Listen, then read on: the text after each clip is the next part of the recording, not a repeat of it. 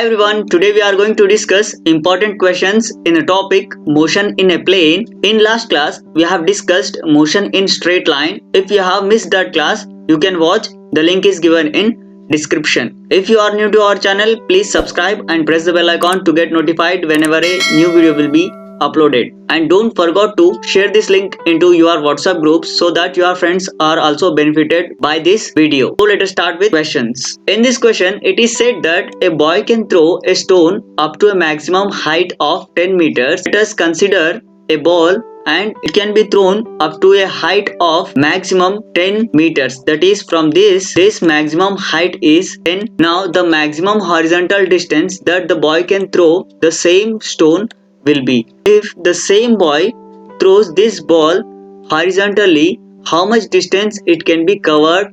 We have to find out this distance. We know that for vertically projected body, maximum height is given as h is equals to u square upon 2g. That is, this height can be given by h is equals to u square upon 2g. But we also know that for the same body with initial velocity as also same, the horizontal distance travelled when thrown with certain angle is given by r is equals to u square upon g. That is, this distance can be given by u square upon g.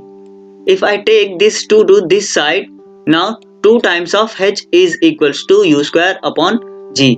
Now we are comparing equation 1 and 2. You will be getting r is equals to 2 times of h. That is, if I take this 2 to this side, the remaining will be u square upon 2g, u square upon 2g. I am comparing these two expressions. If you simplify this one, you will be getting r is equals to 20 meters. This will take lot of time in examination. You have to remember a short trick, that is, when a body is thrown vertically upwards and it covers a distance h, and the same body with same velocity is thrown horizontally, the answer will be 2 times of the actual height reached when it is thrown vertically. So this will be helpful in examination to solve the questions very quickly. Let us move on to next question. In this question, it is said that a particle has initial velocity 3i plus 4j, that is, velocity vector is given and an acceleration of this vector is also given. We have to find the speed of particle after 10 seconds.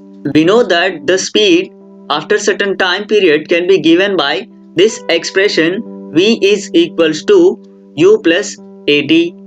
Initial velocity is given, that is this 3i plus 4j, and the acceleration is also given, that is 4i plus 3j. If I substitute the values along with the time period, that is 10 seconds, we'll be getting 3i plus 4j plus into the acceleration vector. Now if I simplify this one, I'll be getting 3i plus 4j, that is the 10 is multiplied to this one, so 4i plus 3j.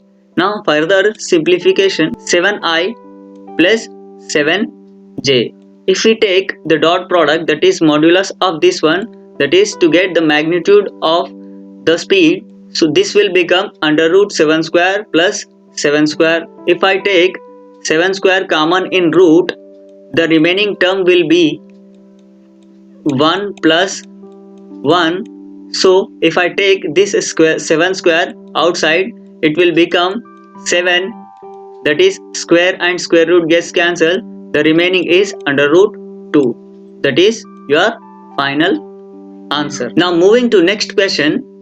In this question, it is said that displacement of a particle is given by certain expression where x is in meters and t is in seconds. We have to find the acceleration. It is said that this expression is of displacement. We know that velocity is equals to rate of change of displacement.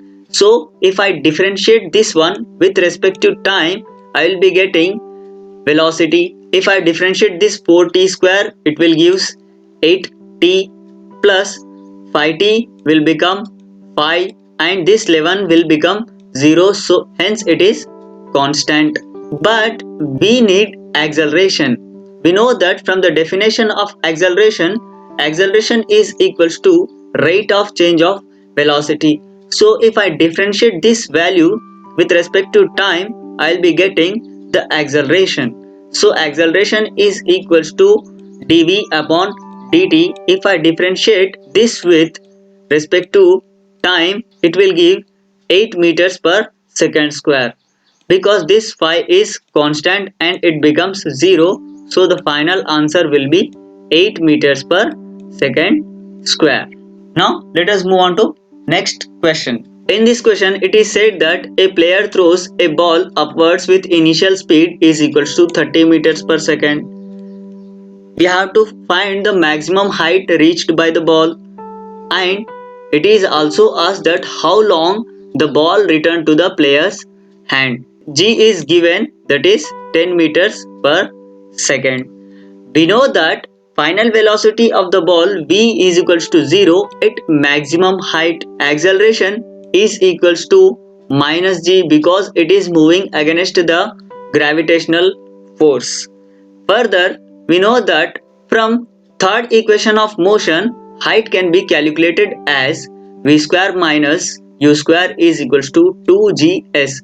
Now, if I simplify this one, I will be getting s is equals to, that is the total displacement, the total distance travelled by the ball is equals to v square minus u square upon 2g.